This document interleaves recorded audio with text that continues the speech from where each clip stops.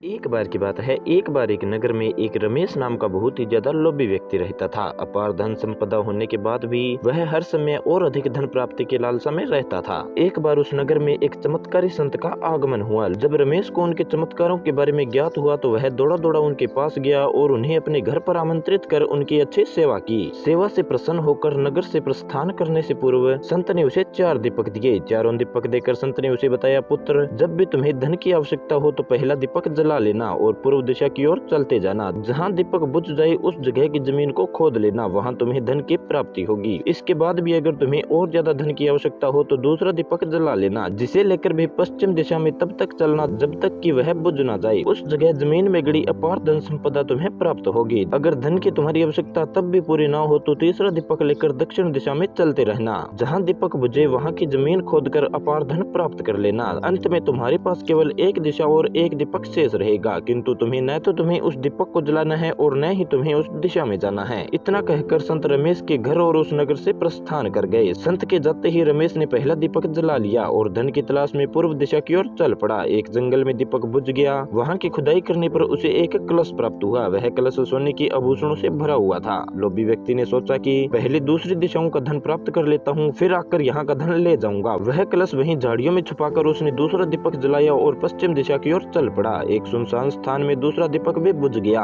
रमेश ने वहाँ की जमीन खोदी। उसे वहाँ पर एक संदूक मिला जो कि सोने के सिक्कों से भरा हुआ था। इसके बाद रमेश ने वो संदूक भी उसी गड्ढे में बाद में ले जाने के लिए छोड़ दिया। अब उसने तीसरा दीपक जलाया और दक्षिण दिशा की ओर बढ़ गया। वह दीपक एक पेड़ के नीचे बुझा। वहाँ जमीन के नीचे रमेश को एक घड़ा मिला जिसमें की हीरे मोती भरे हुए थे। इतना धन प्राप्त करने के बाद रमेश काफी ज्यादा प्रसन्न तो हुआ, किंतु उसका लोभ और ज्यादा बढ़ गया। वह अंतिम दीपक जलाकर उत्तर दिशा में जाने का विचार करने लगा, जिसके लिए कि संत ने उसे मना किया था। किंतु लोभ में अंधे हो चुके रमेश ने सोचा कि अवश्य ही उस स्थान पर इन स्थानों से भी अधिक धन छुपा होगा जो कि संत स्वयं रखना चाहता होगा। मुझे तत्काल वहां जाकर उससे पहले उस धन को अपने कब्जे में ले लेना चाहिए। उसके बाद सारा जीवन मैं ऐशो आराम से बिताऊंगा। उसने अंतिम दीपक जला लिया और उत्तर दिशा में बढ़ने लगा। चलते चलते वह एक महल के सामने पहुंचा। वहां पहुंचते ही दीपक बुझ गया। दीपक बुझने के बाद रमेश ने महल का द्वार खोल लिया और महल के कक्षों के भीतर धन की तलाश करने लगा। एक कक्ष में उसे हीरे जवाहरातों का भंडार मिला, जिन्हें देख उसकी आंखें चौंधिया गई, और एक अन्य कक्ष में उसे सोने का भी भंडार मिला। इतना ज्यादा अपार धन देखकर उसका लालच और भी ज्यादा बढ़ने लगा। कुछ आगे जाने पर उसे चक्की चलने की आवाज सुनाई पड़ी। वह एक कमरे से आ रही थी। आश्चर्यचकित होकर उसने एक कमरे का द्वार खोला। वहाँ उसे एक वृद्ध व्यक्ति चक्की पीसता हुआ दिखाई पड़ा। रमेश ने उस व्यक्ति से पूछा, यहाँ कैसे पहुँचे बाबा? क्या थोड़ी देर तुम चक्की चलाओगे? मैं जरा सांस ले लूं, फिर तुम्हें पूरी बात बताता हूँ। मैं यहाँ कैसे पहुँचा और मुझे यहाँ क्या मिला? वृद्ध व्यक्ति बोला। रमेश ने सोचा कि इस वृद्ध व्यक्ति से ये सारी जानकारी प्राप्त हो जाएगी कि इस महल में कहां कहां पर धन छुपा हुआ है, और उसकी बात मानकर वह चक्की चलाने लगा। इधर वृद्ध व्यक्ति उठ खड़ा हुआ और जोर जोर से हंसने लगा। उसे हंसता देख रमेश ने पूछा, ऐसे क्यों हंस रहे हो? ये कहकर वह चक्की बंद करने लगा। अरे अरे, चक्की बंद मत करना, अब से ये महल तेरा है, इस पर अब तेरा अधिकार है, और साथ ही इस चक्की पर भी। ये चक्की तुम्हें अब हर समय चलाते रहना है, क्योंकि चक्की बंद होते ही ये महल ढह जाएगा और तू इसमें दबकर मर जाएगा,